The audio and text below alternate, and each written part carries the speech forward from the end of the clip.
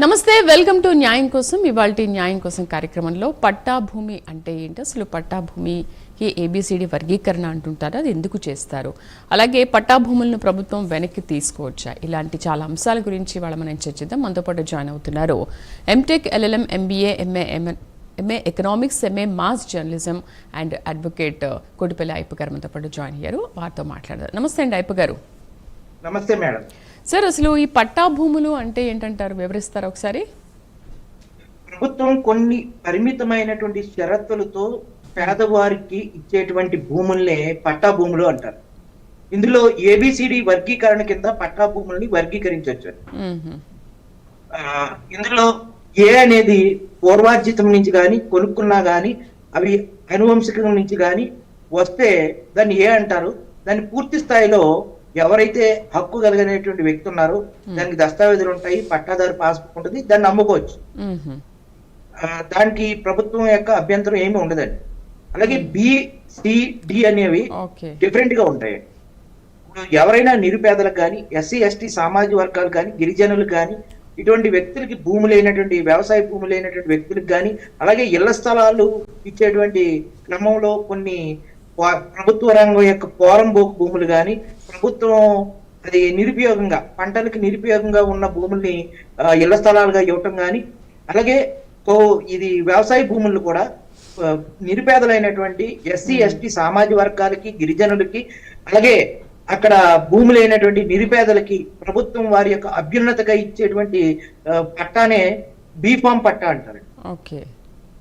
B Pharm పట్టా పొందిన తర్వాత వాటిల్ని ప్రభుత్వం అనుమతితో మాత్రమే ఇతరులకి కౌలుకి ఇవ్వచ్చు, లేకపోతే ఇవ్వకూడదండి. ప్రభుత్వం వారికి కూడా పట్టా టైటిల్ డీడ్, అలాగే పట్టాదారు పాస్బుక్, 1B అడంగులు అన్నీ ఉంటాయి. కానీ అది బీ ఫామ్ కింద చూపిస్తారు. దీని మీద అమ్మకం కానీ కొనుగోలు కానీ ఎవరు జరగకూడదండి బీ ఫామ్ పట్టా మీద.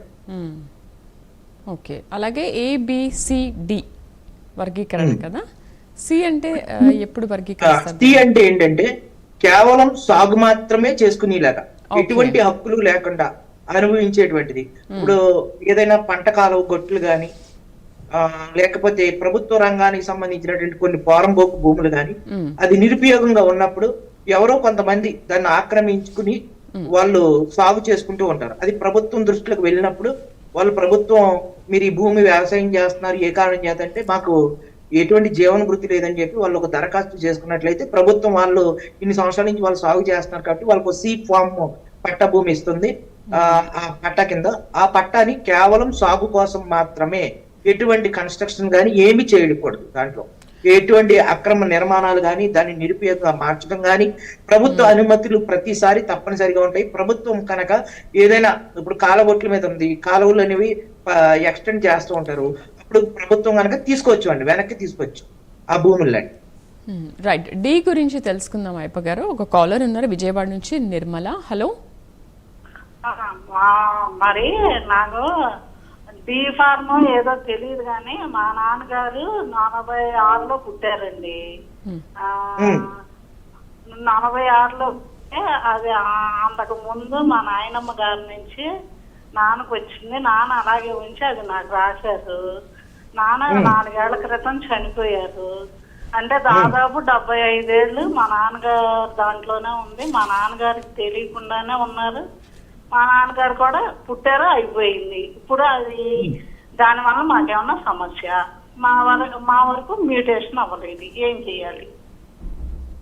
అదేమీ సమస్య కాదండి. మీరు అది ఇంటి స్థలమా వ్యవసాయ భూమి అండి? వ్యవసాయ భూమి. చెప్పండి. ఆయనే సాగు చేసుకున్నారు. సాగు చేసుకుంటారు. సంబంధించినటువంటి టైటిల్ డీడ్ కానీ, పట్టాదారు పాస్బుక్లు కానీ, ఆ పట్టా కానీ అవన్నీ మీ దగ్గర ఉన్నాయండి? మీ నాన్నగారి పేరు మీద ఉన్నాయి? ఉన్నాయండి. మీరు అవి రెవెన్యూ ఆఫీస్ కి వెళ్ళి మీ నాన్నగారి యొక్క డెత్ సర్టిఫికెట్, మీ యొక్క కుటుంబ సభ్యుల యొక్క ఫ్యామిలీ మెంబర్ సర్టిఫికెట్ అందరూ కలిసి వెళ్ళి మీకు మీ నాన్నగారు రాసినటువంటి ఏదైతే అతను పొందినటువంటి బీ ఫామ్ అవి ఉంటది, నాకు తెలిసి బీ ఫామ్ కానీ డి గాని ఏదైనా పర్వాలేదు, అది వెళ్ళి మీరు రెవెన్యూ ఆఫీసర్లను కలిసి మీరు రెవెన్యూ ఆఫీసర్లకి దరఖాస్తు చేసుకుని అది తిరిగి మీ పేరు మీద దాన్ని మార్చమని చెప్పి పట్టాదారు పాస్బుక్ ని మీ పేరు మీద ఇమ్మని చెప్పి మీరు దరఖాస్తు చేసుకోవాలి. ఒకవేళ ఎంఆర్ఓ గారు కనుక మీకు చేయకపోతే కలెక్టర్ గారు కానీ ఆర్డీఓ గారు కానీ ఉన్నత స్థాయి అధికారుల దగ్గరికి వెళ్ళి మీరు దరఖాస్తు పెట్టుకుని మళ్ళీ తిరిగి ఆ భూమిని మీ పేరు మీద మార్పించుకోవచ్చు అండి. నెక్స్ట్ కాల్ చూద్దాం. మాకేం సమస్య రాదు కదా? రవికుమార్, ఏదండి?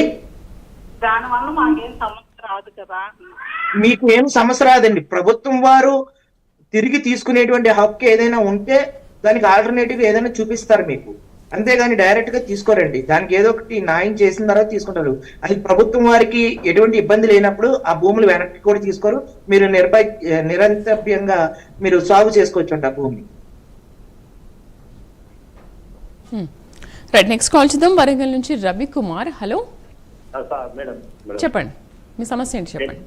మా భూములు మేము 60 ఏళ్ళు అవుతుంది మేడం. మా నాన్నలు చనిపోయిండు గత్తరు వచ్చి. అవి మా పట్టా భూములే, మా పూర్వీకుల భూములు అవి. ఆ భూములు ప్రభుత్వ భూములు కంచరాయి భూముల కింద పడిపోయినాయి. ఇప్పుడు మా దగ్గర డాక్యుమెంట్స్ లేవు. నేను సర్వే రికార్డ్స్ కి అప్లై చేసిన, ఆర్టీఐ ద్వారా కలెక్టర్ పెట్టిన, తహసీల్దార్ పెట్టిన, ఎంత ప్రయత్నం చేసినా సర్వే రికార్డ్స్ ఇవ్వడం లేదు. నాకు తిరిగి పనిచేస్తానని చెప్పి అది అడుగుతున్నా సార్. మీరు ఆ భూమికి మీకు ఏమీ లేవని చెప్తున్నారు. మరి ఈసీ ఆ సర్వే నెంబర్ మీద మీరు ఈసీ ఏమన్నా తీసారా? ఎన్కంబరెన్స్ సర్టిఫికెట్ అది ఎవరి పేరు నుండి పూర్వంలో ఆ చుట్టుపక్కల ఉన్నటువంటి రైతుల్ని అడిగి ఏమన్నా ఈసీ గానీ ఆ సర్వే నెంబర్లు కానీ మీ పక్క భూమి యొక్క సర్వే నెంబర్ ఉన్నా కానీ ఈసీ కానీ తీసుకున్నట్లయితే ఆ ఈసీ పూర్వంలో ఎవరి పేరు మీద ఉండేది, అది పూర్తిగా ప్రభుత్వ ల్యాండా లేకపోతే ఈ ల్యాండ్ అని చెప్పి మీరు ఆర్టీ యాక్ట్ పెట్టానన్నారు. మరి ఆర్టీ యాక్ట్ ని మీరు అప్పీలేట్ అథారిటీకి ఎందుకు పెట్టలేదు? మీరు కింద స్థాయి అధికారులు లేనప్పుడు. ఆర్టీఐ కింద సర్వే రికార్డ్స్ అడుగుతా ఉన్నా సార్. ఆ నెంబర్లు తీసేసింది సార్, మొత్తం సర్వే నెంబర్లు ఆన్లైన్ లో లేవు. ఆన్లైన్ లో లేకపోయినా గానీ ఎవరి పేరుని ఎక్కించలేకపోతే ఆన్లైన్ లో ఉండవండి. మీకు ఈ సర్వే నెంబర్లు మీరు ఎక్కించమని చెప్పి మీ సాగు భూమి అనేది కూడా మీ దాంట్లో ఉంటుందని చెప్పి మీరు కోర్టు వారిని ఆశ్రయించండి. మీరు ఒక లాయర్ గారి ద్వారా మీరు పెట్టినటువంటి ఏదైతే దరఖాస్తులు, ఆర్టీ యాక్ట్లు, మీరు ఎన్ని కాలం నుంచి సాగు చేస్తున్నారు, దానికి ఉన్నటువంటి భూమి శిస్తు కడితే దాని యొక్క ఆధారాలు ఇవన్నీ పట్టుకుని వెళ్ళి మీరు కోర్టుని ఆశ్రయించండి. ఓకే, ఒకవేళ కోర్టుని ఆశ్రయించినప్పుడు ఎటువంటి న్యాయం జరగచ్చు అంటారు? దానికి కావాల్సిన ప్రూఫ్స్ అని కూడా పెట్టాలి. అయితే అంతకుముందు ఇంకొక కాలర్ని మనం చూసాం, నిర్మలా గారిని. నిర్మలా గారు కూడా ఏంటంటే మా దగ్గర అలాంటి ప్రూఫ్స్ ఏమీ లేవు, పత్రాలు ఏమీ లేవు అని అంటున్నారు. మరి ఆ ఆస్తుల్ని వాళ్ళు ఎలా సొంతం చేసుకోవాలి, ఆ భూమిని కానీ ఆస్తిని కానీ? ఇప్పుడు సర్వే రిపోర్ట్ అనేది ఒకటి ఉంటుందండి. ప్రతి గ్రామంలో కూడా రెవెన్యూ భూములకి సంబంధించినటువంటి మ్యాప్ అనేది ఉంటుందండి వాళ్ళ దగ్గర. ఏ సర్వే నెంబర్ లో ఎంతంత ఎక్స్టెంట్ ఉన్నది. ఫీల్డ్ సర్వే చేస్తారండి. ఫీల్డ్ సర్వేస్ అంటే ఏంటంటే ఎక్కడొక్కడ ఫిక్స్డ్ బౌండరీ ఒకటి పెట్టి ఆ ఫిక్స్డ్ బౌండరీ నుంచి ఆ సర్వే నెంబర్ లో ఎంతెంత హద్దులైతే ఎంతంత పొలం ఉంది, ఎంత ఎక్స్టెంట్ ఉంది, ఆ విస్తీర్ణం ఎంత అని చెప్పి పూర్తి స్థాయిలో వాళ్ళ దగ్గర రిపోర్ట్ ఉంటుందండి ఆ గ్రామానికి సంబంధించినటువంటి. ఆ గ్రామం పూర్వంలో అయితే కర్ణాల దగ్గర ఉండేదండి. కర్ణం గారు అనేవారు, విలేజ్ కర్ణాలు. అది ఎన్టీ రామారావు గారి దగ్గర నుంచి ఆ వ్యవస్థ అనేది తీసేయడం జరిగింది. ఇప్పుడు ఏదైతే ఉన్నదో ఆ ఎంఆర్ఓ గారి ఆఫీస్ లో ఖచ్చితంగా ఉంటుందండి దానికి సంబంధించినటువంటి వివరాలు. ఎవరైతే పట్టా భూములు ఉన్నాయి రికార్డులు అనేవి ఉంటాయండి. ఒకవేళ ఇన్ కేసు ఏ కారణాల చేత రికార్డు వారి దగ్గర లేకపోతే అది కలెక్టర్ ఆఫీస్ కి మనం ఇలాగ ఇన్ని సంవత్సరాల నుంచి మేము ఇది ఉన్నామని చెప్పి మళ్ళీ డి ఫామ్ కి అప్లై చేసుకోవచ్చు. డి ఫామ్ కానీ రైట్. అయిపు గారు, ఇంతకుముందు మనం పట్టా భూముల్లో ఏబిసి వరకు తెలుసుకున్నాము. అసలు డి వర్గీకరణ అనేది ఎందుకు చేశారు, దాని గురించి తెలియజేస్తారా? డి వర్గీకరణ కూడా అంతే అండి. బి ఫామ్ ఎలాగైతే పట్టా ఉంటుందో దీని కూడా వాళ్ళు అనుభవించడం వరకే తప్ప వాళ్ళు అమ్ముకోకూడదు. ఇప్పుడు లంక భూములు ఉన్నాయండి. లంక భూములకి డి ఫామ్ ల్యాండ్ అనేది ఇస్తారండి, డి ఫామ్ పట్టాలి. ఎందుకంటే లంక భూములు అవి సేద్యానికి సంవత్సర కాలం మొత్తం పనిచేయవండి. ఎందుకంటే గోదావరి కానీ ఏదైనా నదీ ప్రాంతాల్లో ఉండేటువంటి చిన్న చిన్న పాయలు ఉండేటువంటి గ్రామాల్లో కొంత వ్యవసాయ భూమి ఉంటుంది, అది ప్రభుత్వ రంగానికి సంబంధించి ఉంటుంది. అప్పుడు ఇందిరాగాంధీ గారు ఈ పేద వర్గాల వారికి డి ఫామ్ ల్యాండ్ అనేది ఇవ్వడం జరిగింది. అట్లా లంక భూములు సేద్యానికి మాత్రమే చేసుకునేలాగా ఒకవేళ ఏదైనా వరదలు విపత్తులు వచ్చినప్పుడు వారు తక్షణమే దాన్ని ఖాళీ చేసేయడం, మళ్ళీ అక్కడికి మళ్ళీ తిరిగి వరదలు లేనప్పుడు పంటలు సాగు చేసుకోవడం, ఇటువంటి కొన్ని ఉంటాయండి ఎగ్జామ్షన్స్. అందువల్ల డిఫామ్ ల్యాండ్ అనేవి లంక పట్టా భూములకి, లంక భూములు అటువంటి వాటికి ఇస్తూ ఉంటారనమాట ప్రభుత్వం. రైట్, నెక్స్ట్ కాల్ చూద్దాం. రామకృష్ణ లైన్లో ఉన్నారు విజయవాడ నుంచి. రామకృష్ణ గారు. హలో, రామకృష్ణ గారు చెప్పండి మీ సమస్య ఏంటి? నమస్తే అండి. నమస్తే అండి. సార్, మా ఫాదర్ 2000 సంవత్సరంలో ఒకళ్ళ దగ్గర ఈ ప్రైవేట్ ల్యాండ్ అండి, సైట్ అనేది అగ్రిమెంట్ చేయించుకున్నారు సార్. ఉమ్, మా ఫాదర్ కొన్నేళ్ల తర్వాత చనిపోయారండి. చేసిన వ్యక్తి కూడా చనిపోయారు సార్. ఉమ్. సో మా దగ్గర కొన్నట్టుగా డాక్యుమెంట్ ఏం లేదండి, అగ్రిమెంట్ మాత్రమే ఉంది సార్. దాని ద్వారా ఏమన్నా అంటే అపోనెంట్ కి ఏమైనా ఇబ్బంది పెట్టగలుగుతాడు మాకు అని ఒక అనుమానంతో చేశామండి. మీరు ఆ భూమి ఇప్పుడు ఎవరు స్వాధీనంలో ఉందండి? అది మా స్వాధీనంలో ఉందండి. మీ స్వాధీనంలోనే ఉంది. అవునండి. దాంట్లో ఏమైనా కన్స్ట్రక్షన్ చేశారండి మీరు? కన్స్ట్రక్షన్ ఏం చేయలేదండి. ఓకే అండి. మీరు కన్స్ట్రక్షన్ చేయకపోతే ఆ భూమికి సంబంధించినటువంటి పూర్వార్జితం కింద మీ ఫాదర్ది కాబట్టి మీ ఫాదర్ డెత్ సర్టిఫికేట్ పెట్టి పూర్వార్జితం కింద దాని మీద ఏదైతే ఉందో మీరు విఆర్ఓ గారి దగ్గర కానీ పంచాయతీ వారి దగ్గర కానీ నుంచి అక్కడ ఆ స్థలం మీదే enjoyment position of enjoyment certificate అనేది ఇస్తారండి. ఆ ఎంజాయ్మెంట్ సర్టిఫికేట్ ప్రకారం మీరు రిజిస్ట్రేషన్ ఆఫీసులో పూర్వార్జితం కింద మీ పేరుని రిజిస్ట్రేషన్ చేయించుకోవచ్చు అండి. రైట్, జగపేట నుంచి రామకృష్ణ లైన్లో ఉన్నారు. హలో సార్, నమస్కారం అండి. నమస్తే, మాట్లాడండి. నమస్కారం అండి. సార్, మాది బీ ఫార్మ్ పట్టా సార్, ఇల్లు. అది దాదాపుగా 30 సంవత్సరాల నుంచి ఇక్కడే ఉంటున్నాం. దాన్ని మామూలుగా నార్మల్ పట్టా చేసుకోవడానికి ఉంటుందా సార్? ఇప్పుడు రీసెంట్ గా ప్రభుత్వం వారు పేద వర్గాల వారికి దాన్ని నిరుపయోగంగా అంటే ఏంటంటే ఇతర కార్యకలాపాలు ఉపయోగించకుండా ఎవరికి వాళ్ళు చేసుకోవడానికి ఉంటుందండి. ఇప్పుడు యాక్చువల్ గా 30 సంవత్సరాలు అయిపోయింది అంటున్నారు కాబట్టి చాలా భూములు ఎప్పుడైతే 1982 ఇచ్చిన భూములన్నీ కూడా రిజిస్ట్రేషన్ చేయించుకోవడం అనేది జరుగుతూ ఉందండి. మీకు తెలిసే ఉంటది గ్రామీణ ప్రాంతాల్లో. అలాగే మీకు దాంట్లో ఇల్లు ఉన్నది కాబట్టి మీకు పన్ను రసీదు, కరెంట్ బిల్లు ఇవన్నీ మీ పేరున ఉన్నాయి కాబట్టి అది మీ ఫాదర్ పేరు నుంచి మీకు హక్కు కింద వారసత్వం కింద పూర్వార్జితం కింద మీరు రిజిస్ట్రేషన్ చేయించుకోవచ్చు అండి. అది థ్యాంక్ యూ అండి. Thank you very much sir.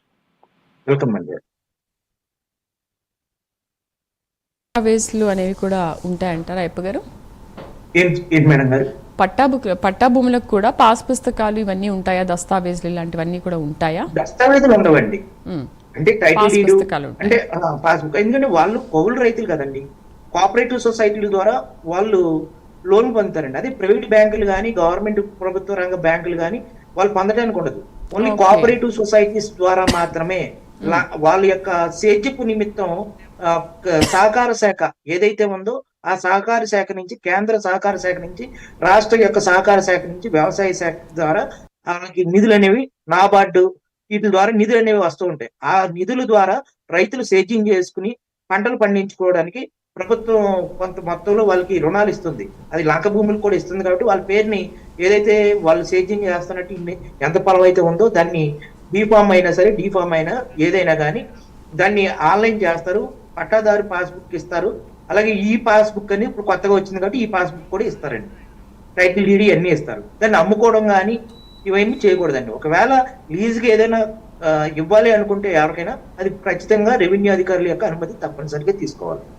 Right, next call చూద్దాం. కేసరి నుంచి సత్యమ్మ లైన్ లో ఉన్నారు. Hello hello madam. సత్యమ్మ గారు, మీ సమస్య ఏంటి చెప్పండి. మేడం, ఇట్లా మా తాత ఆస్తి మేడం, నేను ఒకటే బిడ్డని. మా నాయన చచ్చిపోయిండు, మా అమ్మని మా పెద్దనాయనలే వేరే మేడం. వేరే ఇస్తే ఇప్పుడు మా పెద్దనాయనలు నాకు ఈమె వాటా ఈమెకి ఇవ్వాలన్నదా కాయిదాలు పోయినాయి మేడం. నేను కోర్టులో కేసు వేసిన, ఆ కోర్టులో కూడా నడవనిస్తలేరు మేడం. మీరు లాయర్ మార్చుకోండి. మీరు ఏదైతే ఉన్నదో లాయర్ గారు కనుక మీకు కరెక్ట్ గా చేయకపోతే లాయర్ గారిని మార్చుకోండి.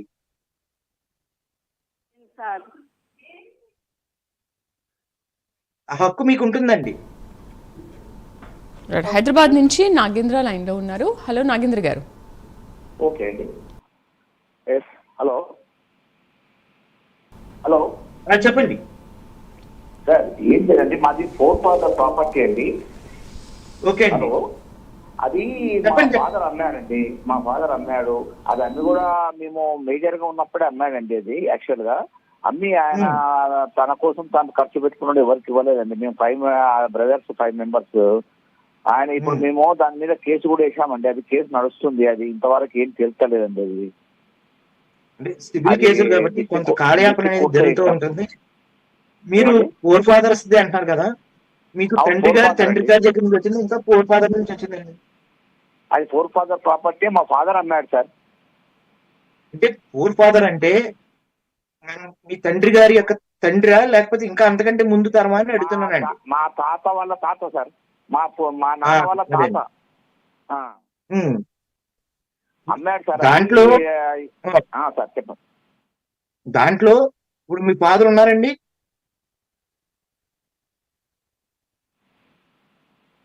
మీ ఫాదర్ ఉన్నారండి? ఉన్నారు సార్. మీ తాతయ్య గారు చనిపోయిన తర్వాత మీ తాతయ్య గారు ఎవరైనా రాసుకున్నారా, లేకపోతే ఇది మీకు పూర్వార్జితం నుంచి ఎవరు రాసుకోకుండా వచ్చిందా? మీ ఫాదర్ కి ఎలా వచ్చిందండి? ఇప్పుడు వాళ్ళు దగ్గర నుంచి వాళ్ళు రాశారా? పూర్వార్జితమేనండి అది. ఎవరు మా ఫాదర్ కూడా అందరికి పూర్వార్జితమే, వంశపారంపర్యంగా వచ్చిన ఆస్తి సార్ అది. అంటే వంశపారంపర్యంగానే సార్. యాక్చువల్ గా మీ ముత్తాతయ్య గారు ఎవరైతే ఉన్నారో ఆయన ఏమన్నా వీళ్ళకి తర్వాత తరానికి ఏమన్నా గిఫ్ట్ గానీ, వీలునామా గానీ, సెటిల్మెంట్ గానీ ఏమన్నా రాశారా అని అడుగుతున్నానండి. ఏం లేవు సార్, అట్లాంటివి ఏం లేవు సార్. అంటే మీరు ఇప్పుడు వేశారు కాబట్టి కొంతకాలం వెయిట్ చేయండి. ఎందుకంటే మీరు మీ డాక్యుమెంట్స్ లో ఏం రాసిందో, అందులో మీరు ఏ రకంగా కోర్టులో వేశారో నాకు తెలియదు కాబట్టి మీరు కొంతకాలం వెయిట్ చేయండి. అందులో డాక్యుమెంట్ లో ఏం రాశారు, ఎలా అమ్ముకున్నారు, అతనికి ఏ రకంగా చెందిందని ఆ భూమి అమ్ముకున్నారు అనేది ఆ డాక్యుమెంట్ తీసుకుని మీరు ఒకసారి మీరు చదువుకుని, మీరు ఒకవేళ డౌట్ ఉంటే ఒకసారి మాకు కన్సల్ట్ చేస్తే, నేను నా పర్సనల్ నెంబర్ కూడా ఉంటుందని మీరు కన్సల్ట్ చేస్తే నేను చెప్తానండి. రైట్. కేశవ్ నెక్స్ట్ కాల్ చూద్దాం మంచిర్యాల నుంచి. హలో కేశవ్ గారు. రైట్. పట్టా భూములకు పాస్ పుస్తకం మాత్రమే ఉంటుంది, దస్తావేజులు అయితే ఉండవని అంటున్నారు. అయితే ఈ పట్టా భూములను సాగు నిమిత్తం కౌలుకి ఇవ్వచ్చు అంటారా? వాళ్ళు ఇవ్వచ్చు అండి. ఎవరైనా వాళ్ళకి అనారోగ్యం పాలైనప్పుడు వాళ్ళు కారణం చూపించాలి. ఏ కారణం చేత వాళ్ళు ఆ సాగుకి, ఎవరైనా సరే వాళ్ళ ఇంట్లో మగదిక్కు లేకుండా చేసుకోలేని పరిస్థితుల్లో ఉన్నప్పుడు ప్రభుత్వ రెవెన్యూ వారి శాఖ యొక్క అనుమతితోటి దీని మీదే బతుకుతున్నాం, మాకు దీని మీద సాగు చేయడానికి మా ఇంట్లో మగదిక్కు లేదు కాబట్టి మేము ఈ భూమిని పలానా వాళ్ళకి ఇచ్చుకుంటాం అని చెప్పి రెవెన్యూ యొక్క అనుమతి తప్పనిసరి. గ్రామీణ ప్రాంతాల్లో అయితే దాదాపుగా ఎవరి అనుమతులు తీసుకోకుండానే ఎవరికి వాళ్ళు స్వచ్ఛందంగానే వాళ్ళు చేసుకోలేని పరిస్థితుల్లో, లేకపోతే చదువులకు వెళ్ళిపోయి ఉద్యోగాలు నిమిత్తం వాళ్ళు వేరే వాళ్ళకి కోవలకి ఇచ్చుకుంటూ ఉంటారు. అది నార్మల్ గా జరిగేటువంటి విషయమే. రైట్. నెక్స్ట్ కాల్ చూద్దాం. నరసింహారావు లైన్ లో ఉన్నారు. హలో నరసింహారావు గారు చెప్పండి. మేడం, మాకు ల్యాండ్ తీసుకున్న 50 years నుంచి దారి ఉంది మేడం. దారి ఉంటే రీసెంట్ లో అడ్డం కట్టేశారు పోకుండా. దానికి లీగల్ ప్రొసెస్ ఎట్లా పోవాలి మేడం? ఇంటి స్థలం అండి, అది ఇంటి స్థలం అండి. దారి ఉంది మేడం. దారి ఉంటే ఈ మధ్యన బంద్ చేశారు. అలా కాదండి, అది ప్రభుత్వం వారికి ఏమన్నా రాశారా, లేకపోతే పంచాయతీ అండర్ లో ఉండేటువంటి దారా, లేకపోతే ప్రైవేట్ గా ఉండేటువంటి దారి? పేపర్ రాసి సార్, పేపర్ రాసి ఉంది. పేపర్ రాసి ఉంది. మరి మీరు కోర్టు వారికి వెళ్ళి ఇంజక్షన్ ఆర్డర్ ఎందుకు తెచ్చుకోలేదు? దాని మీద ఎంఆర్ఓ గారికి వెళ్ళాను సార్. అది ఎంఆర్ఓ గారికి సంబంధం లేదండి. ఇంటి స్థలం కాబట్టి పంచాయతీ అథారిటీకి వస్తుంది. మీరు పంచాయతీ వారికి కంప్లైంట్ పెట్టి తర్వాత మీరు ఏదైతే ఉందో దాని మీద ఇంజంక్షన్ ఆర్డర్ అనేది తెచ్చుకోవాలి. ఇంజంక్షన్ ఆర్డర్ మీ దగ్గర ఉన్నటువంటి డాక్యుమెంట్లు, ఆధారాలన్నీ తీసుకెళ్లి మీరు ఇంజంక్షన్ ఆర్డర్ ఇలాగా దారి నిలిపివేయడం వల్ల మాకు రాకపోకలు అంతరాయం కలుగుతుంది, దీని మీద వాళ్ళు అబ్జెక్షన్ చేయకుండా ఇంజంక్షన్ ఆర్డర్ ఇమ్మని చెప్పి వాళ్ళు ఏదైతే మిమ్మల్ని అడ్డు పెడతారో దాని మీద ఇంజంక్షన్ ఆర్డర్ ఇమ్మని చెప్పి మీరు వెళ్ళాలి. మీరు MDO office, mandal development officer దగ్గరికి వెళ్ళాలి. ఎంఆర్ఓ కాదండి, అది concerns authority of department, MDO, Panchayati Raj అండి. రైట్. మంచిర్యాల నుంచి వెంకటేష్ లైన్ లో ఉన్నారు. వెంకటేష్ గారు చెప్పండి. సార్ మాది మంచిర్యాల డిస్ట్రిక్ట్. ఓకే అండి. సార్ మేము మా పెదనాన్నకి ల్యాండ్ చేసుకున్నాము. 2011 ల్యాండ్ చేసుకున్నారు. 2 acres ఎన్నమూలు ఇచ్చారు, 0 acre తీసుకున్నారు. మా నాన్న పెద్ద నాన్న 2 acres ల్యాండ్ చేసుకున్నారు 2011లో. అయితే మేము రీసెంట్ గా వాళ్ళ దగ్గర మేము ల్యాండ్ చేసుకున్నాక రిజిస్ట్రేషన్ అయితే లేదా అసలు కింద పట్టది. మీ నాన్నగారి దగ్గర నుంచి వంశపారంపర్యంగా వచ్చినటువంటి భూమికి మీకు రిజిస్ట్రేషన్ అవ్వట్లేదు అని అంటున్నారు, అంతేనండి? మా పెద్దనాన్న వాళ్ళకి మాకు కావట్లేదు. ఓకే అండి, అదేదన్నా రెడ్ మార్కులు ఏదైనా పెట్టి ఉంటారు, లేకపోతే ఏదైనా ఆ భూమి ఆ సర్వే నెంబరు ఏదైనా ప్రోబిడేట్ లో ఉండి ఉంటుందండి. మీరు వెళ్ళి రెవెన్యూ అధికారిని ఏదండి సార్ మేము అది అసైన్ కింద పడ్డది, కానీ మేము ల్యాండ్ 10 years బ్యాక్ తీసుకున్నాం, కానీ అసైన్ కింద మాకు వేసి ఉంది. అదండి, మీరు మండల రెవెన్యూ ఆఫీసర్ గారి దగ్గరికి వెళ్ళి, ఎంఆర్ఓ గారి దగ్గరికి వెళ్ళి మీరు దరఖాస్తు పెట్టండి. మీ దగ్గర ఉన్నటువంటి దస్తావేజులు ఆధారాలను తీసుకెళ్లి, ఇది అసైన్ ల్యాండ్ కింద పడ్డది, మాది అసైన్ ల్యాండ్ భూమి కింద పడ్డది, ఇది మాది స్వార్జిత భూమి అని చెప్పి మీ దగ్గర ఉన్నటువంటి ఆధారాలన్నీ వారికి చూపించి వారికి మీరు నోషనల్ ఖాతాలో పెట్టుంటారు నాకు తెలిసి, లేకపోతే దాన్ని ప్రోబిడేట్ ల్యాండ్ లో పెట్టుంటారు. మీరు ఏదైతే మీకు అన్యాయం జరిగిందో దాన్ని అంతా కూడా దరఖాస్తు రూపంలో రాసి మీరు రెవెన్యూ అధికారి దగ్గరికి వెళ్ళండి. అక్కడ న్యాయం జరగకపోతే కలెక్టర్ ద్వారాగా మీరు న్యాయం పొందొచ్చు. సార్ చేంజ్ అవుతుంది సార్, డాక్యుమెంట్ అన్ని క్లియర్ గానే ఉన్నాయి, పానీ మొత్తం క్లియర్ గా ఉన్నాయి, కానీ ధరణి అవునండి, మీరు ఎంఆర్ఓ గారికి కలెక్టర్ గారికి పెట్టినటువంటి దరఖాస్తుల్ని బేస్ చేసుకుని ఇలా మేము అధికారులను సంప్రదించినప్పటికీ కూడా మాకు న్యాయం జరగలేదని అప్పుడు మీరు కోర్టు ద్వారాగా ప్రొసీడ్ అవ్వాలండి. మీరు ఫస్ట్ ప్రొసీజర్ అనేది ఫాలో అవ్వాలి కదండి. ఇప్పుడు కోర్టు వారు ఏమడుగుతారు, డైరెక్ట్ కోర్టు వారికి వెళ్ళిపోతే మీరు రెవెన్యూ అధికారికి ఏమైనా దరఖాస్తు చేసుకున్నారని అడుగుతారు. మరి రెవెన్యూ అధికారులు మనం సంప్రదించుకుంటే నేరుగా కోర్టుకు వెళ్ళకూడదు కదా. ఇప్పుడు సమస్య ఎక్కడ ఉంది, అధికారుల దగ్గర ఉంది. మీరు యాక్చువల్ గా పూర్వాజితం నుంచి వచ్చిన భూమిని వాళ్ళు అసైన్డ్ భూమి కింద మార్చారు, అది అక్కడ సమస్య ఉన్నది కాబట్టి మీరు ఆ సమస్య ఏదైతే ఉందో సమాచారపు హక్కు చట్టం ద్వారా 2005 సమాచారపు హక్కు చట్టం ద్వారా సమాచారం అడగండి.